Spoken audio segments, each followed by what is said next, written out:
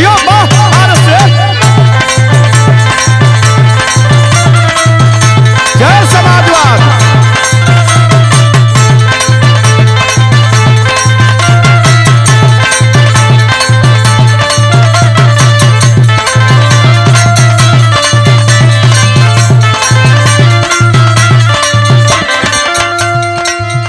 अच्छा मित्रों, आज आपके बीच में समाजवादी लहर चैनल के माध्यम से ये समाजवादी गीत आपके बीच में भेज रहा हूं। आपसे आशा और निवेदन कर रहा हूं कि यह गीत जरूर आप सुनिएगा। आज देश की समस्या क्या है मैं आपके बीच में बता रहा हूं। मनीष भाई, देले भाजपा कलेश फसल खतरा में थे,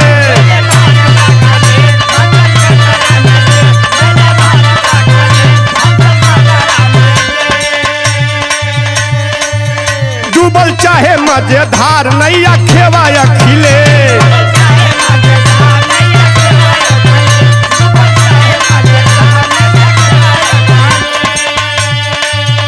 पूरे भारत के लोग समाजवादी पार्टी के नेता आदरणीय अखिलेश यादव की तरफ निगाहें लगाकर देख रहे हैं कि 2024 में हम सब के नेता आदरणीय अखिलेश यादव आएंगे तो नौजवानों को नौकरी मिलेगी, किसानों को बीमा मिलेगा।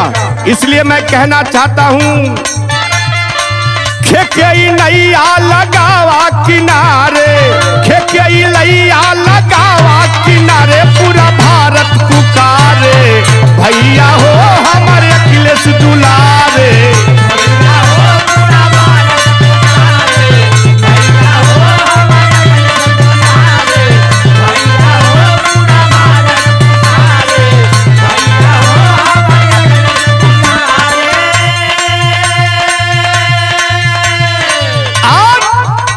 देश की हालात कैसी है, शिक्षा महंग भइल देखा हाई फाई, कैसे गरीब या पलई का पढ़ाई,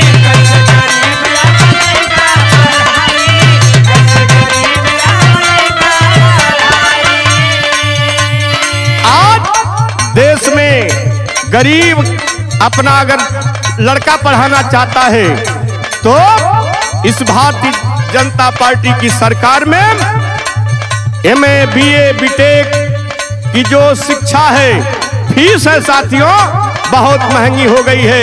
इसलिए मैं कहना चाहता हूं, शिक्षा महंग भइल देखा हाई फाई, कैसे गरीब या पलई का पढ़ाई, मिले न दवा सब हमारे बीमारे, मिले न दवा सब हमारे बीमारे, पूरा भारत पुकारे, भैया हो हमारे अखिलेश दुलारे।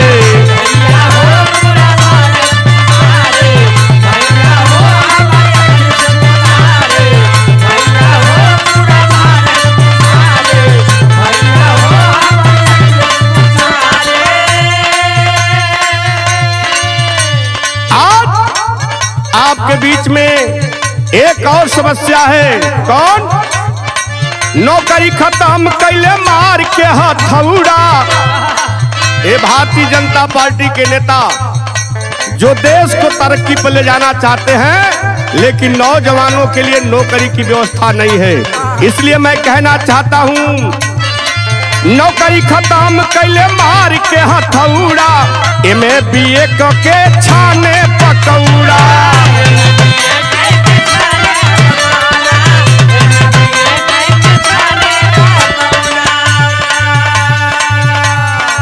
फिरे लाचार रोडावा पर मारे मारे, गरीब का बेटा जो है डिग्री ले करके रोडों पर घूम रहा है। इसलिए मैं कहना चाहता हूं, फिरे लाचार रोडावा पर मारे मारे, पूरा भारत पुकारे, भैया हो हमारे अखिलेश दुलारे।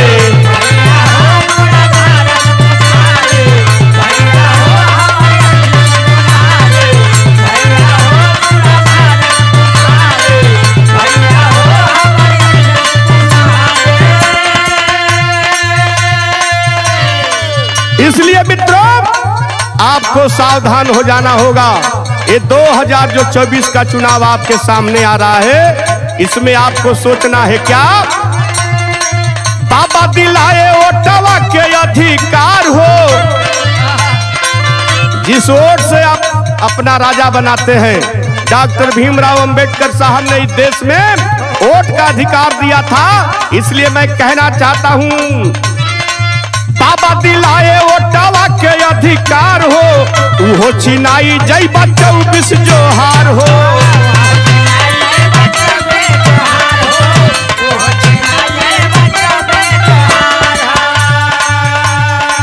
उहो समस्या अब आवत कपारे,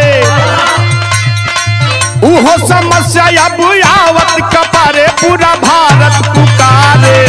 भैया हो हमारे अखिलेश दुलारे, भैया हो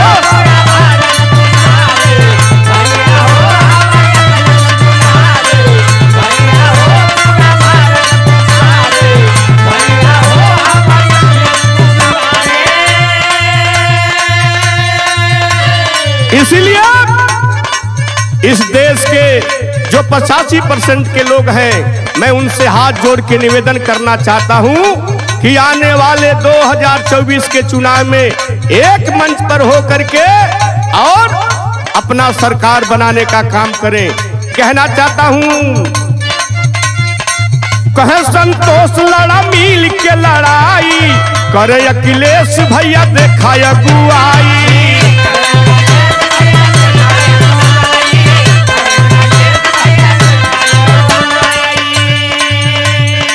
कहे संतोष लड़ा मिल के लड़ाई, करे अखिलेश भैया देखा अगुवाई।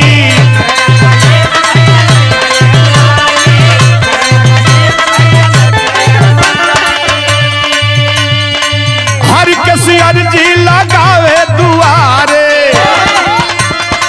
हर किसी अर्जी लगावे दुआरे, पूरा भारत पुकारे। भैया हो हमारे अखिलेश दुलारे, भैया हो